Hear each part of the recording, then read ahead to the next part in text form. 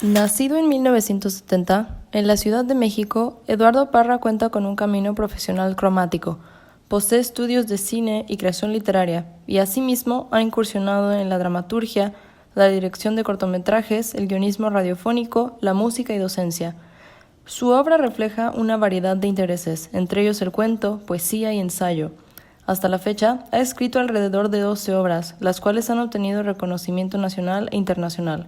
Entre ellos se destacan el Premio Juan Rulfo para Primera Novela 2018 por su libro La ira del filósofo y el Certamen Internacional de Cuento del Ateneo Español 2006.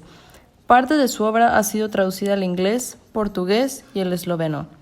Hoy nos encontramos en la Escuela de Escritores de México, de la cual el autor es maestro y presidente fundador. Pero, ¿qué es lo que hacen de sus clases una experiencia tan íntima, iniciática y reveladora? Es así como en la entrevista se espera ofrecer una mirada más sensible y profunda hacia la cosmovisión del escritor, la esencia del mismo y sus obras. Profe, primero que nada, muchísimas gracias por acceder a compartir conmigo estos minutitos que tenemos. Primero me gustaría preguntarte, ¿cuál fue tu llamado como escritor? Yo creo que un creador, un artista, alguien que tiene una inquietud intelectual o creativa, siempre está recibiendo un llamado aunque lo desoiga, aunque a veces no lo parezca. Y esos llamados suelen ocurrir en la infancia. En mi caso, yo me di cuenta muy temprano de que me sentía fuertemente atraído por la creación, por la palabra y por la música. A mi padre le gustaba mucho la poesía y eso creo que se me transmitió de una manera muy fuerte, es decir, la palabra a mí me llegó por la oralidad antes que por la palabra escrita. Yo escuchaba a mi padre decir poemas y percibí que había una manera de usar la palabra que daba un resultado musical, estético, que daba imágenes aunque no se entendiera. Y cuando en la preparatoria empecé a escribir ya de una manera más formal, aunque desde niño me interesaba rimar. Y aparte de tu papá, ¿qué otras figuras te acompañaron en este camino artístico? Pues eran figuras librescas, no eran de carne y hueso. Yo crecí en una familia, como te digo, de muchos libros, rodeado de libros, una gran biblioteca. Todos mis hermanos eran mucho mayores que yo, de manera que yo no tenía pares, en el sentido de que no tenía compañías de mi edad, y me veía obligado a estar largas horas en una casa llena de libros, tomando los libros que me atraían por su título. Y ahí descubrí muchos autores. Y ahí te puedo hablar de un montón de autores que fueron importantes para mí, Juan José Arreola, por ejemplo, o Juan Rulfo, o Gabriel García Márquez. Y ya después en la prepa viví toda una explosión porque entré en contacto con mucha gente que escribía, que hacía música, que hacía cine, y ya tuve otras puertas de acceso a lo literario o a la palabra. Y hablando de este acercamiento que tú tomaste con los libros, ¿qué significa para ti la primera obra de un escritor? Es una gran pregunta. La primera obra es el primer atisbo a lo que va a ser toda una vida de escritura. Se dice, y creo que con justicia, que un escritor siempre está escribiendo el mismo libro todo el tiempo y que en su primer libro, aunque de una manera temprana e imperfecta, ya se anuncian las obsesiones que va a ser toda su obra. Entonces, a mí lo que más me interesa de una primera obra, de la que seguramente todo autor después se arrepiente, porque uno se desarrolla, uno va aprendiendo cosas, uno va adquiriendo diferentes complejidades. Entonces la primera vez que tú publicas es una muestra de confianza hacia tu propia obra, hacia tu propio trabajo. Y creo que algo que yo he aprendido mucho contigo es que en una obra un escritor debe plasmar lo que significa para él la literatura. Sí. ¿Tú cómo concibes la literatura? Sí, tienes razón. O sea, la literatura, a diferencia de lo que mucha gente cree, es algo muy diverso. No está esculpido en una sola definición, de una manera invariable y modificable. La literatura es muchas cosas. En principio es un asombro porque te estás explorando a ti mismo, ¿no? La literatura considero yo que es un medio y no un fin en sí mismo. Es decir, el escritor no escribe solo para tener el resultado de un libro bello, sino que la escritura es un medio de una exploración de su propia conciencia, un saber quién es uno y qué está haciendo uno en el mundo. Y eso lo hace a través de un lenguaje que puede ser gratificante por bello, por asombroso, por inesperado. Cuando yo hago un trazo, en donde sea, en un papel, en la arena, en un árbol, en donde sea, sé que esas palabras van a tener una duración. Esa duración puede ser física, es decir, puede durar lo que dure ese soporte físico, pero la trascendencia viene cuando esa palabra se hospeda en el ánimo y en la sensibilidad de otro que te lee y significa algo. Por lo tanto, la literatura para mí es algo significativo, es algo que no se separa de la vida. No solamente es un oficio, sino que también es una puerta para abrir el asombro, el misterio, el enigma o muchas otras cosas que en nuestra insolvencia intelectual no podemos percibir porque son inmensas, ¿no? Pero el artista no lo pone en términos filosóficos racionales, sino lo pone en términos estéticos. Y creo que en este es muy importante esta parte de descubrimiento, de descenso en una obra también se plasma mucho mediante el proceso y ritual creativo que uno tiene. Yo sé que los procesos son muy distintos y están al servicio de la obra en sí, Sí.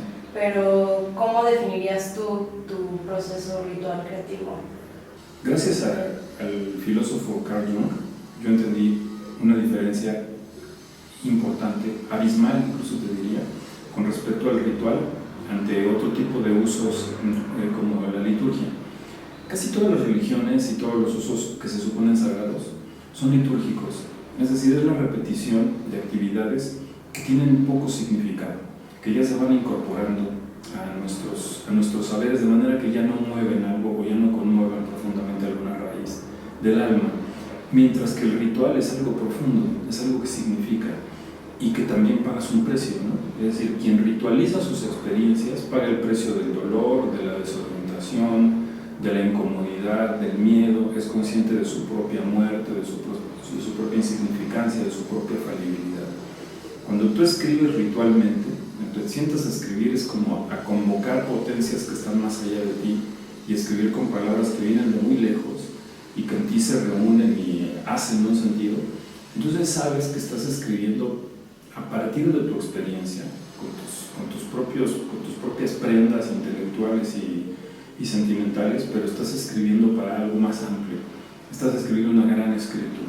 Sentarse a escribir de una manera ritual, yo diría, no es darle solemnidad a la escritura, sino tratar de ser cada vez más libre y cada vez más tú, ¿no? Entonces, ese descenso es entrar a las profundidades del alma, o al menos tratar de hacerlo, ¿no? Y intentar aprender todo aquello que no sabías que sabías.